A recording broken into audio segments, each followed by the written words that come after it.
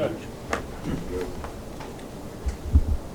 Well, we had players that responded, well this week in terms of, the work that they're doing, the work that we've done. This is a difficult preparation on both sides of the ball for the multiples of things that Mississippi State does on defense. A lot of pressures, even odd, a lot of different stuff.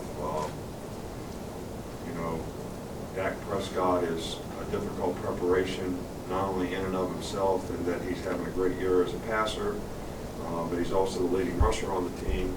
But it's also a function of their offensive, system is really well conceived and very difficult, and a lot different than what we've played against here for a while. So, but our players have done a really good job of working to try to get ready for this game, and we're looking forward to the challenge. It's always difficult to play on the road. It's difficult to play in Starkville, and so our players have to have a special focus and a mindset when you're playing on the road, so that you don't get distracted by all the other things that's going on and focus on what's happening on the field. One thing that I do have to report, Chris Block, who has actually injured his ankle way back in camp, and he has tried and tried and tried, to compete for us all year long. He hasn't got to play a whole lot.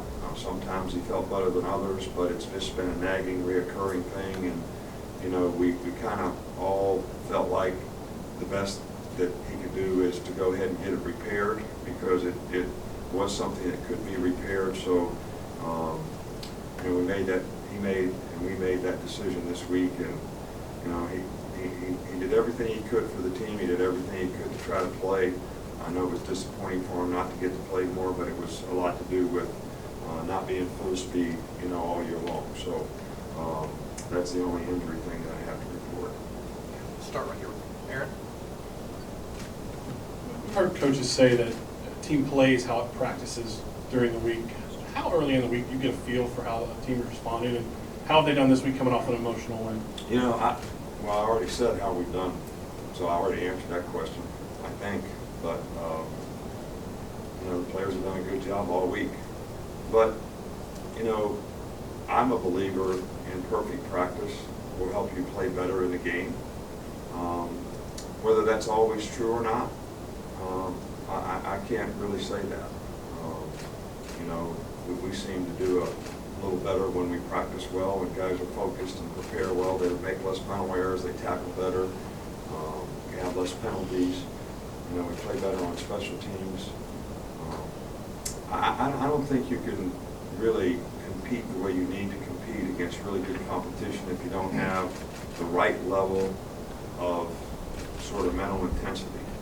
And if you're not focused, you don't have the right level of mental intensity, so you're not going to anticipate things and do things the way you need to be able to have success against a good team. So, and I think when you practice well, that certainly allows you to develop the confidence that you can do that in a game. Front here with Chris. As the things have gotten tougher on defenses the last few years, how has Kirby Smart kind of grown as a coordinator? Well, Kirby's done a really good job for us, for 9 years now, and good job even before that in the time that we spent together. And I think that the more history you have on people that you play, so the continuity, being in this league for a long time, it helps. The first thing we always look at is, what did the team do against us last year? And, what could we have done better? And how do we need to adjust that? So, but that carries over with the coaches too, because they've been through it, they know it, they understand it. We study it in the off season to try to get things fixed. So I think the continuity really helps. I mean, knowledge and experience is invaluable when it comes to being a signal caller. And Kirby has done a fabulous job for us. Back to Cecil. First, just to follow up, Coach, will Chris's recuperation from surgery, will that take him through the spring, being out? I can't say that for sure. You know, I hadn't talked to Doc after the surgery. I probably will soon. But I don't think he'll be able to return this season. And just as a follow-up to that, how valuable has it been to be able to add Richard Mullaney as a fifth-year guy with the injuries you've had in the receiving corps? Well, you know, I think Richard has done a really good job for us all year long. He's very dependable, very smart, can play a lot of positions, and he's played very well for us in the games. So we have just, you know, this is what, 3 or 4 guys that, you know, we've lost at that position. And if we didn't have him, I think he filled a tremendous void for us and did an outstanding job of it. And I don't, with the guys that we got hurt, we wouldn't have had anybody else really to fill that void. So, you know, hopefully we can stay healthy from here on out and not have any more issues at that position, especially. Front right with Mark. You touched on this a little bit, but when preparing for a guy like that, do you use multiple guys, and also who's been sort of filling that role to give your defensive look this week? Well, you know, they're a fastball team, so they're gonna go pace of play. You know, they're gonna try to keep you from being able to substitute. They stay in the same personnel group about 95% of the time, so they're not substituting a lot. So I think, you know, our theory of what we've tried to do all year long is, you know, play a lot of guys, especially up front, so that, you know, sometimes in roles, but sometimes just sub them in there to play so we don't get, you know, tired. And we don't get the big guys tired especially. So they don't just let you substitute at will. So you got to rotate your guys the best you can. And, you know, that's our plan going into this game. Okay, in the middle with Michael.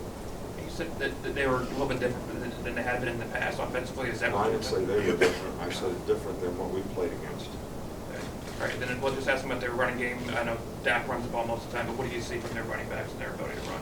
Right, well, you know, the running backs that they have do a really good job. They're good receivers.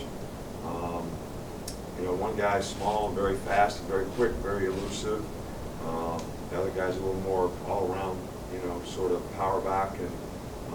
But, you know, the guys are good receivers. They do a good job of executing their offense, and they all have capabilities of making, you know, big plays.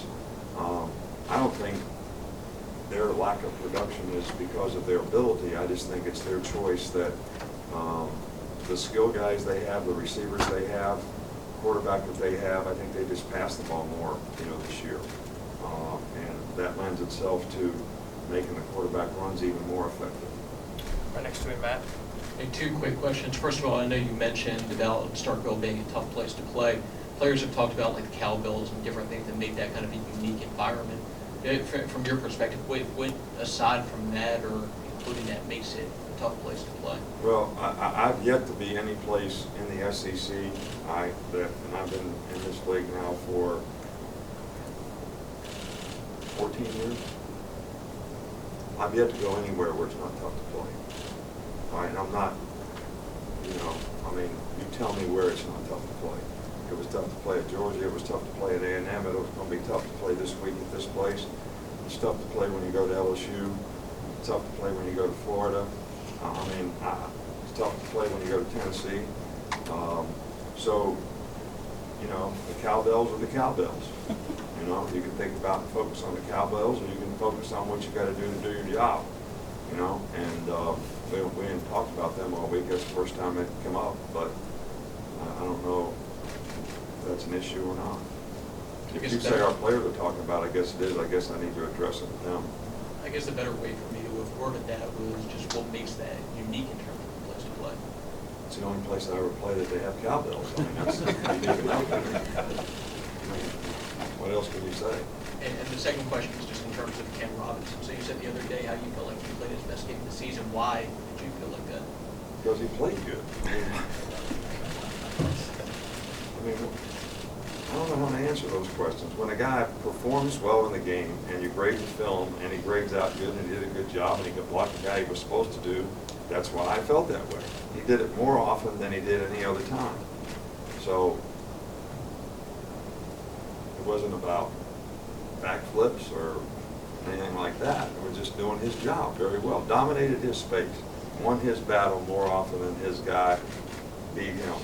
And that's how you know whether a guy played well or not. So he played well. Two more. We'll start with Alex and then Neil in the back. I wanted to ask you about Duranian Wilson. Obviously his size, kind of a matchup nightmare almost against anybody he goes against. What's the plan to kind of... Well, he is a big physical receiver, and he's very productive, especially on the long ball. And he's gotten better every year that he's been there.